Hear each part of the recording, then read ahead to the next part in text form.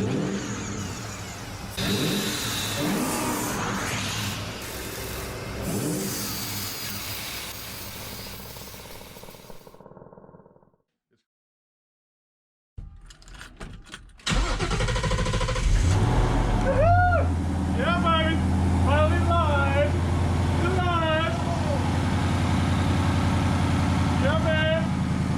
we've got first start.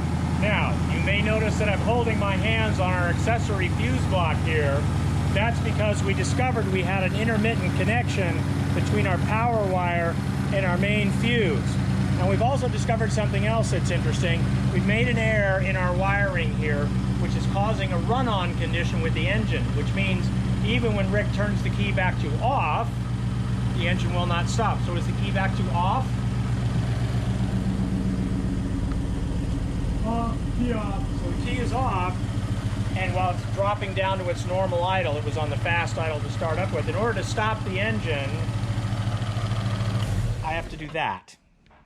So, what's the issue? We had two issues. Number one, we're getting some backfeeding through the connections to our accessory relays and our accessory panel that we built to interface the 2018 harness to the 1999 car, which goes all the way through all of this wiring over here. Now then, the other thing that we discovered is in the process of doing our leak checks, this, as you'll recall, is our new -6 fuel feed. We had a small leak in the back. Now that leak in the back on that -6 line at the tank meant that we were not getting 40 psi of pressure at the fuel rail. So because we weren't getting 40 psi of pressure at the fuel rail, we were not able to get start, because the computer looks for the 40 psi as a precondition for the start. So once we solved our small leak, which was a fitting that wasn't completely tightened, and we discovered our intermittent connection here on the fuse block, we were able to get first start, and the Coyote Cobra is alive. Yeah! And it idles, and it starts, and it runs, and it revs, and it does everything just like you'd expect.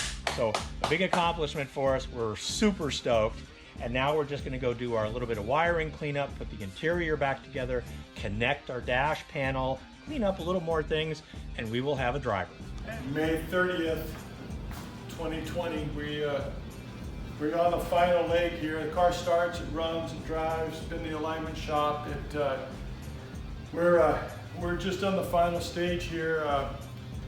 Mike Swan here, Mobile Mike, is buttoning up the gauges and getting kind of the final parts of speedometer and tach working, running an N gauge as well, but just for daily driving, getting the stock 99 gauges hooked up and working.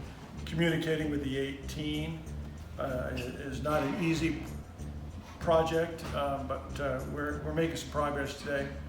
The last, kind of the final part is the PCM. We did find our intermittent no start issue, and we have a bad pin in the body control plug, and so had to track down the 4 unique square pins. They're not easy to find, but our friend Brian Tyler Brown, My Type Motorsports, puts them in an envelope. I should have them any day, so we'll get that done. We think we finished with the no start issue, and hood goes back on, and we hope to be our first track day sometime mid-June back at Chuckwalla. And so we're probably 5 months, solid 5 months, mostly weekends doing the swap. And next time you hear from us, we'll be back on the track with the Gen 3 M82 and comparing lap times on this car over our 4.6. So look forward to giving you those times.